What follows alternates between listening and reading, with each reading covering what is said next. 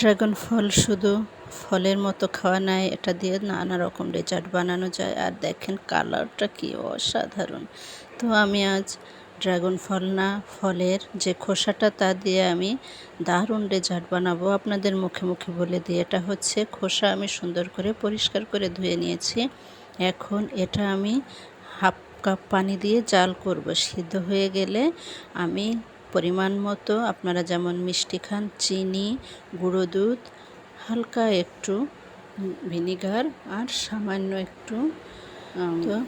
একটু গরম মশলা গুঁড়া দিয়ে, ব্যাস আর কিছুই লাগবে না, জাল করব। আর এটা দিয়ে দারুণ মজার ডেজার্ট বানাবো।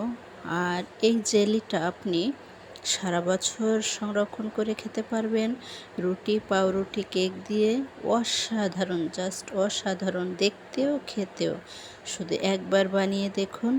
তো সময় স্বল্পতার কারণে মুখে মুখেই বলে দিলাম।